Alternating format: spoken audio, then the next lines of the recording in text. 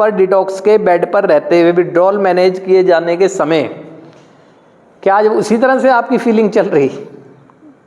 आप खुद सोचें पहले इस चीज़ को। यदि अगर उसी तरह से चल रही है तो आप इस नाते से असफल हैं। फीलिंग को अपने कंट्रोल नहीं कर पा रहे हैं, और अगर नहीं कर पाए तो ये भावना, ये इमोशनल ट्रिगर ही तो होता है हमारी ज़िंदगी को जो फिर विनाश की तरफ ले जाएगा। और नहीं कर पा रहे हैं उसकी वजह ये है कि व्यक्त नहीं कर रहे हैं, तो आप सफल नहीं हैं इस लेवल पर। आप जान लें कि विचार आएगा, भावनाएं लाएगा। अगर फीलिंग्स को आप व्यक्त नहीं कर रहे हैं वो आपको अनकंफर्टेबल करती रहेगी। यहाँ ट्रिगर नहीं हो सकता है क्योंकि यहाँ पर वो काम नहीं किए जा सकते, तो नहीं कर पा रहे हैं, नहीं तो इस वाली चीज़ पे असफल हैं आप। और अगर इसमें व्यक्त करते हैं और डे बाय डे इसमें इम्प्रूवमेंट हो रहा है इमोशंस में, तो आप सफल हैं, अन्यथा नहीं है। तो खतरा यहीं से शुरू हो जाता है।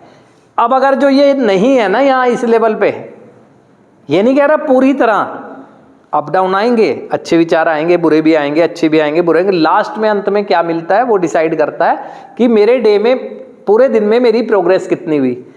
अगर इसमें डगमगा रहे हो तो मेंटल लेवल पे कर ही नहीं पाओगे। आने का खेल तो यही है। तो मेंटल लेवल पे कैसे? और ये सारा खेल हो क्यों रहा है? क्योंकि अपने आप को व्यक्त ना करने की वजह से। तो दोनों मुकाम पे सफल ना जो व्यक्ति नहीं है वो अपनी स्पिरिचुअल ग्रोथ कैसे कर लेगा? वो अपने आप को एक रिस्पॉन्सिबल पर्सन कैसे बना लेगा? बताओ आप खुद। जिस आदमी का मेंटल लेवल स्ट्रांग नहीं है, डिसबैलेंस है, इमोशनली डिसबैलेंस है, वो स्पिरिचुअल ग्रोथ कैसे करेगा? नहीं करेगा, तो आप असफल हैं इस लेवल पे। केवल नशा मुक्त बैठे हैं। जिंदगी को ये आयाम तय करते हैं। एक व्यक्ति की जिंदगी, किसी की भी देख लो जिंदगी, ये चीजें तय करती हैं, है ना। तो अभी अगर इस लेवल पे आप डिसबैलेंस हैं, केवल शरीर में तो सफल हैं। शरीर बीमारी हमें शरीर की कोई है, ये तो मेंटल ऑब्सेशन की है। मेंटल ऑब्सेशन तो यहाँ से चल रहा है, इमोशन तो हमारे विचार आता है यहाँ आता है, भावनाएं आती है यहाँ पे, अंदर से ही प्रभाव पड़ता है, बेचैनी अंदर से, तो मेंटल लेवल डिस्टर्ब। तो ऐसे जिसका डिस्टर्ब मेंटल लेवल होगा तो वो रिस्पॉन्सिबल बनने की सोचेगा कैसे? ठीक।